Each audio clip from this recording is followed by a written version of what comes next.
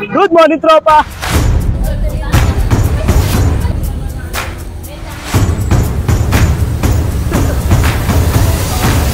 And welcome to Engrande Halo-Halo dito sa bayan ng Santa Rosa, Laguna.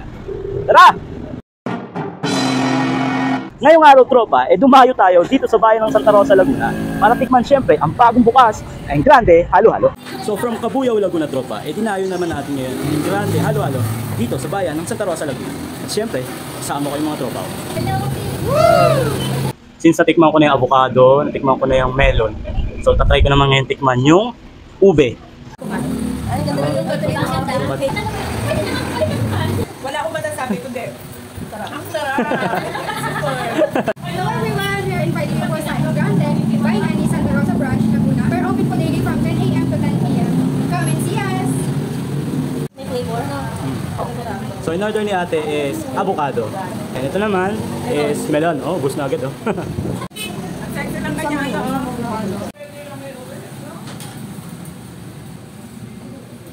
So yung anak kong lalaki, in order is strawberry. So while yung babae ko naman, in order naman ng ube. Ano masasabi mo na? Masarap. So I'm inviting everyone, mga taga Santa Rosa dyan. So itong Engrande Halo-Halo is located lang po dito sa Gomez Street, Barangay Ibaba, Santa Rosa, Laguna. Ang meron lang to. Iba-iba talaga Kami lang may size na ganito. Overload, grabe. Kaya nga, te! Buti naman ako gaano kalaki yan. Ayaw mabusin yan? Kaya na, kaya. Good for sharing yung gantong serving. So 250 pesos, good for 2 persons. Ay, tingnan nyo naman, sobrang laki. Ito pa isa. Napakalaki.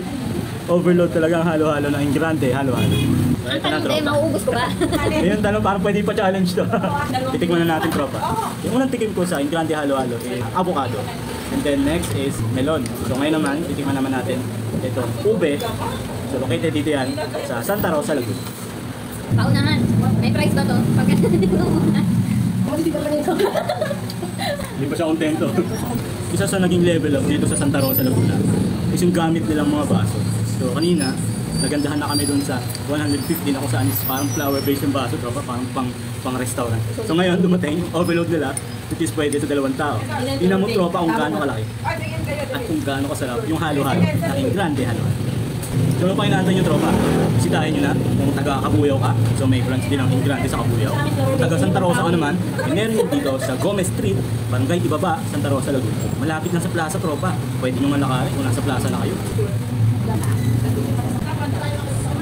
Sarap. Ayaw kayong pusin to.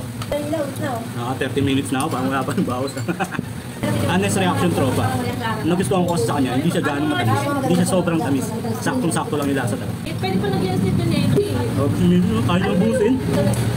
Sabi. Isa to sa binabalik-balikan ko sa Engrande Halo-Halo. Yung panada nito. Sarapin ko ang sarap. Chocolate. Chocolate yung flavor. Ayun. Grabe. Lagi pala. Grabe ka, Engrande Halo-Halo. Overload talaga. Ayan ito. Dito lang yan, Santa Rosa, Laguna. Pangalawang panada ko na ito.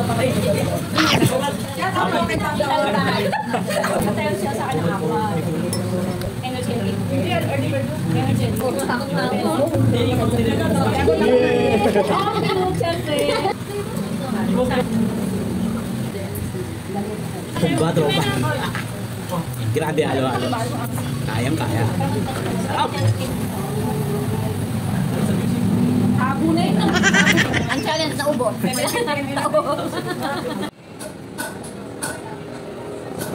After nyo maghalo-halo, tropa, meron din silang tsaa na kung saan tawagin is peppermint tea for only 70 pesos, tropa. So may enjoy nyo rin pag tsaa.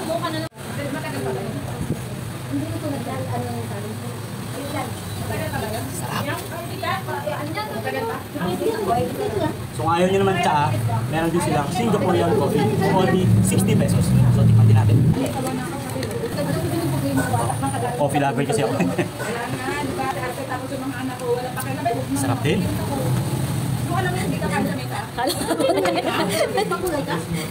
Imagine mo sa empanada.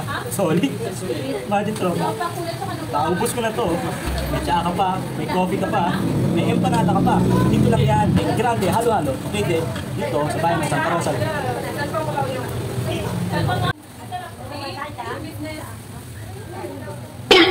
Ate.